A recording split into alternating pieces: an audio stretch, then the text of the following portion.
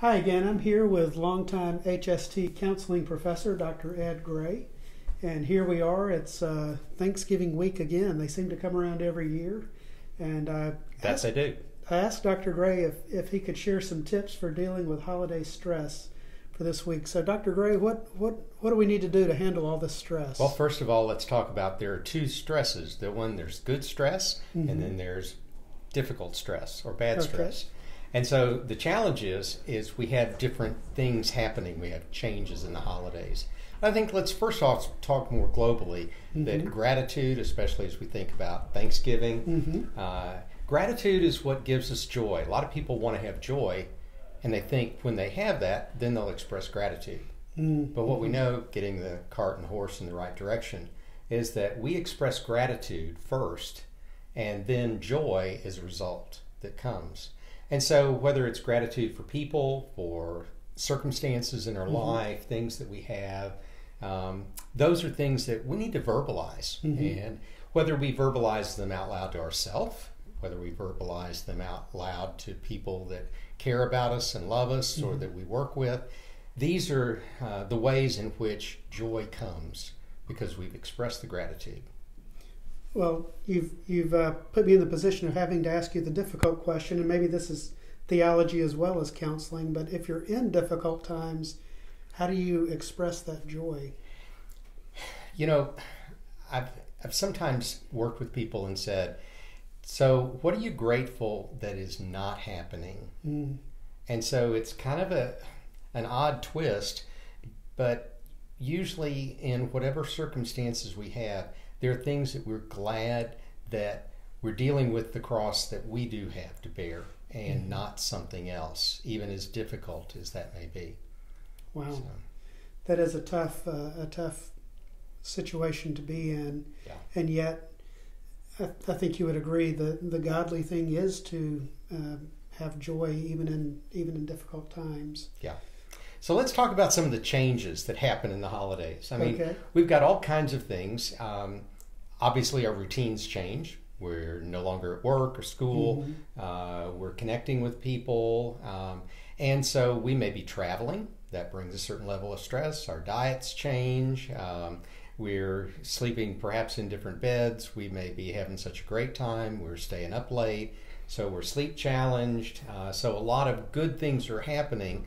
And yet it takes some stress points, you might say, for us to be spending as we're doing these good things.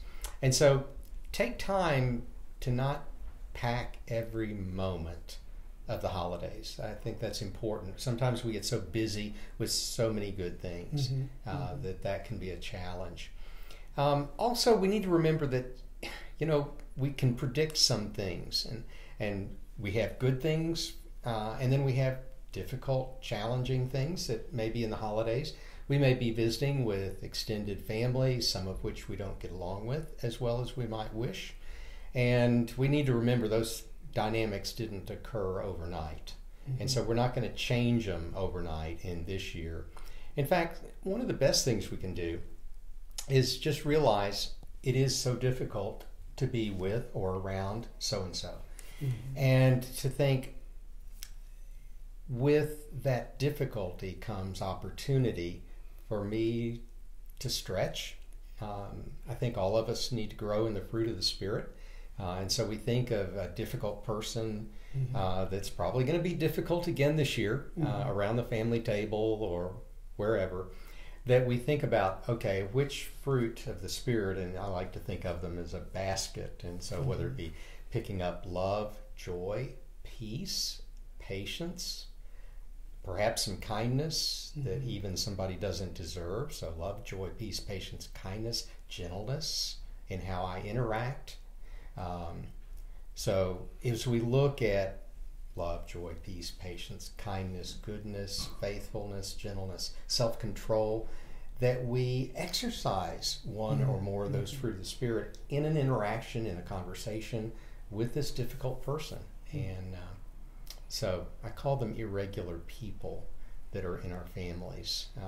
sometimes that occurs. So what I'm hearing is that my role at the school is to help you grow spiritually and learn to practice the fruit of the Spirit. That's right, because challenges are our transformational opportunity. If life was all easy, where would be the growth? Yes. You know, we might also talk about when people are lonely. That happens in the holidays, and maybe you're not able to travel. Maybe you're alone, and there is not family that you can be with. And so one of the things that when I'm counseling with folks, I ask them, so what's going on in your community? That might be church, it might be a civic organization providing meals or a Thanksgiving meal. And do they need volunteers? And sometimes the best way to get out of your own loneliness and challenging situation is to offer yourself as a servant in other situations. And so instead of sitting at home alone or going to a restaurant alone, volunteer and go be with other good people serving others. And takes a little bit of the focus off of the pain that you have, perhaps if you're alone in these holidays. That's really helpful. A couple of ways we apply some of the things that you're talking about in our family is we almost always travel for the holidays. We're the only people in our family that live here in Memphis.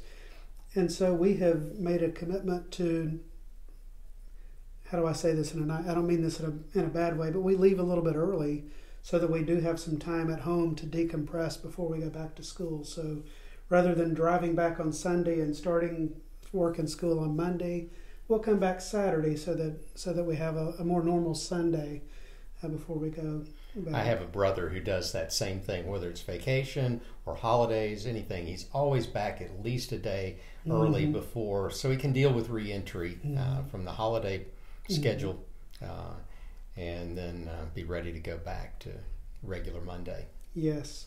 And in our family, we have a lot of things that we agree on. We have some things we disagree on, and we try to choose wisely when we talk about those things that we disagree on, so that we're not making it a big deal, so that everybody's mad when the turkey comes to the table. There was an extended family member that told me the story about his dad. And his dad, when there was something diplomatic to be diverted from, he said, "My, that is sure some," and he would say whatever the item was. Let's say it's an apple pie that maybe, wasn't the best apple pie. "My, that is sure some apple pie." And then he would just skirt the issue and go on. We don't have to tackle every issue or difficult person. And we can choose what mountains we want to die on, for sure. Yeah. For sure. Yeah. Well, you had mentioned to me that you have kind of a stress guide or an instrument. Obviously, in my counseling practice, I love to talk with people, and oftentimes giving them an inventory will help them look at whatever kinds of issues are happening at this stage in their life.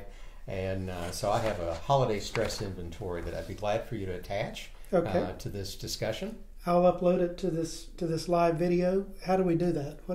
The instructions are probably right on it. Well, basically, you're going to fill out a Likert scale from no stress to high stress. And we have things like religious traditions as we move into the Christmas season, gift or shopping issues, financial limitations, travel, relatives coming to visit. Remember that, Uncle Fred and Aunt Maud or whoever it might be. In-law contact can also be challenging. But a number of things that you rate: no stress, medium stress, high stress, somewhere in between on that continuum. So do set priorities, my recommendation. Set some limits. Don't try to do everything that you can think of in the holidays. Reduce your expectations if you know kind of how the drill goes in various holidays. Well, don't have unrealistic expectations that this year will be significantly different or better. Plan ahead. If you're a lister kind of person, make lists. If you're not a lister, avoid those lists. They may bring you stress just from that. Again, like you said, leave yourself some open time, both in getting back, but sometimes it's just a good time to stretch your legs, go out for a walk, especially if you're about to say something that would not fit on the fruit of the Spirit list. You can say, "I'm going to go out for a walk. Anybody want to go with me?" And you can walk off dinner and or frustrations, whatever. So plan to create some positive moments in time. You may have babysitting for kids if that's your stage and age in life. And so let relatives care for your kids. Get out of the house, just enjoy a walk with your spouse. And then lastly, number 7, because every perfect list has 7, right, is express gratitude. Fantastic. Thank you so much, Dr. Gray. And perhaps we could revisit this coming into the next big holiday season. Sounds good. I'd like to do that with you. Thanks so much. We'll see you next time. Bye-bye. All right. Bye.